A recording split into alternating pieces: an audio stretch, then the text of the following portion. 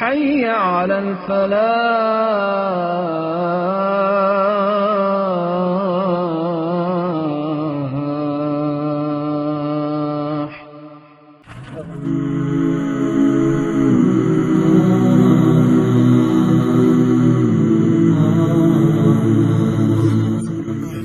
تو تاریخ ایسی شخصیات سے بھری پڑی ہیں جنہوں نے کھڑے ہو کر کہا کہ میں ہی مہدی ہوں، یعنی وہ نجات دہندہ جس کا سب کو انتظار تھا۔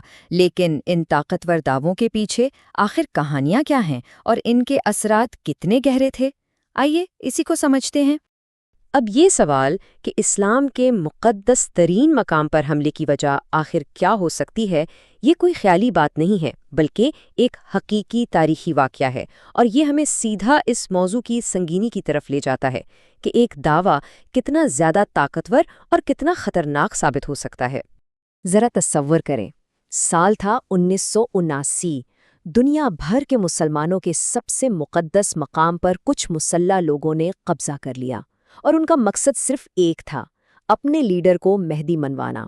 یہ واقعہ ہمیں بتاتا ہے کہ مہدی ہونے کا دعویٰ کوئی معمولی روحانی تصور نہیں ہے، بلکہ اس کے حقیقی دنیا میں بہت ٹھوس اور اکثر پرتشدد نتائج نکلتے ہیں۔ اچھا، آگے بڑھنے سے پہلے یہ سمجھنا ضروری ہے کہ آخر یہ مہدی کا تصور ہے کیا؟ تو دیکھیں، اسلامی عقیدے کے مطابق مہدی ایک ایسی شخصیت ہیں جو آخری زمانے میں آئیں گے، ہر طرح کے ظلم کو ختم کریں گے اور دنیا کو انصاف سے بھر دیں گے۔ یہی امید اور یہی طاقتور خیال تاریخ میں کئی بڑی بڑی تحریکوں کی بنیاد بنا ہے۔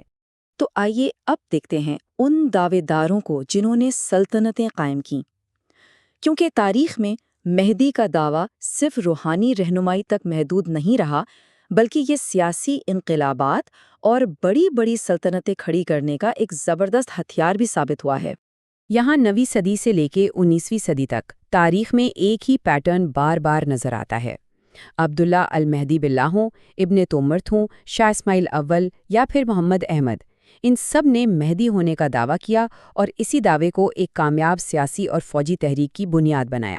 تو سمجھنے کی بات یہ ہے کہ ان کے دعووں کے بہت ٹھوس اور دیرپار نتائج نکلے، جیسے عبداللہ المہدی باللہ، ان کی نسل نے قاہرہ جیسا شہر بسایا جو آج تک قائم ہے۔ ابن تومرت نے شمالی افریقہ کی تاریخ کا رخ ہی موڑ دیا، اور محمد احمد نے سوڈان میں ایک پوری ریاست قائم کی جس نے بڑی بڑی سلطنتوں کو چیلنج کر دیا۔ مطلب یہ صرف کھوکھلے دعوے نہیں تھے، یہ تاریخ بدل دینے والے واقعات تھے۔ اچھا، اب ذرا ایک بالکل مختلف پہلو دیکھتے ہیں۔ ہر دعوے دار نے سلطنتیں تو قائم نہیں کی نا، کچھ نے ایسی روحانی تحریکیں شروع کیں جو آگے چل کر بالکل نئے عقائد یا مذاہب بن گئیں۔ تو یہاں بات صرف زمین پر قبضے کی نہیں ہو رہی، بلکہ گہرے روحانی اور سماجی اثرات کی ہے۔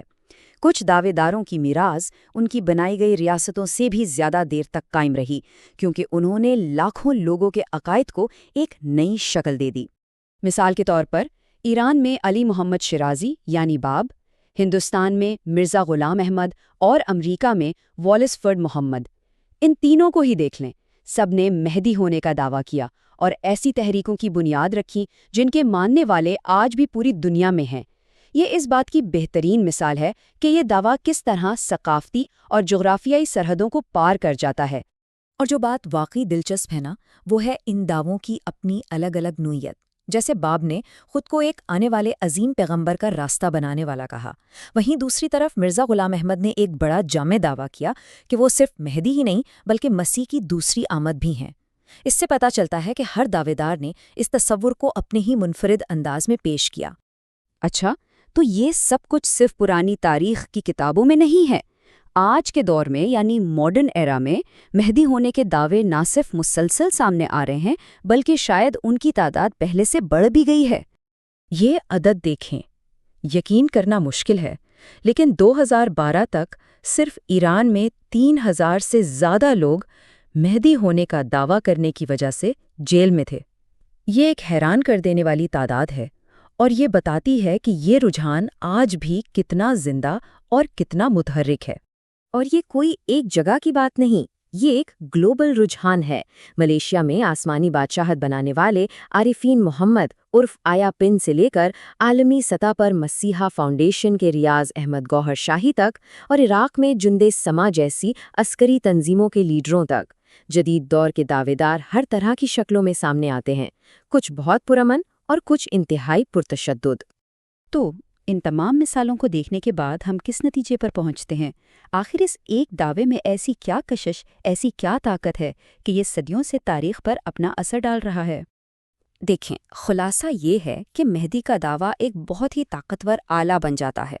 یہ سیاسی عزائم رکھنے والوں کے لیے ایک نعرہ ہے، روحانی جدت لانے والوں کے لیے ایک نیا راستہ ہے، اور جو لوگ موجودہ نظام سے تنگ ہیں ان کے لیے یہ بغاوت کی علامت ہے۔ یہ امید اور انقلاب کا ایک ایسا ملاپ ہے جس میں لوگوں کو حرکت میں لانے کی غیر معمولی صلاحیت ہے۔ اور آخر میں ایک سوال جو سوچنے پر مجبور کرتا ہے، کیا ہر دور اپنے لیے ضروری نجات دہندہ خود پیدا کرتا ہے؟ مطلب مہدی کے یہ دعوے کیا صرف کچھ لوگوں کے ذاتی عزائم کا نتیجہ ہیں، یا یہ اس دور کے سماجی اور سیاسی حالات کی پیداوار ہیں؟ شاید جب بھی دنیا میں ظلم اور ناانصافی بڑھتی ہے تو ایک نجات دہندہ کا تصور خود بخود زیادہ طاقتور ہو جاتا ہے۔ یہ ایک ایسا سوال ہے جس کا جواب صرف تاریخ میں نہیں بلکہ شاید ہمارے آج میں بھی چھپا ہوا ہے۔ لیکن ایک سوال باقی رہتا ہے، اصل مہدی کون ہوگا؟ اسلامی روایات کے مطابق مہدی ایسے وقت میں ظاہر ہوگا جب دنیا ظلم اور ناانصافی سے بھر چکی ہوگی۔ وہ طاقت کے ذریعے نہیں بلکہ انصاف کے ذریعے پہچانا جائے گا۔ اس کا نام نبی صلی اللہ علیہ وسلم کے نام جیسا ہوگا اور وہ اہل بیت میں سے ہوگا۔ لیکن سب سے بڑا سوال یہی ہے، ہم اسے پہچانیں گے کیسے؟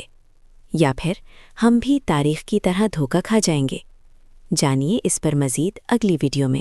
امام مالک رحمہ اللہ تعالیٰ کا قول ہے، دنیا میں کوئی ایسا شخص نہیں ہے کہ جس سے اختلاف نہ ہو سکے سوائے آپ صلی اللہ علیہ وآلہ وسلم کے۔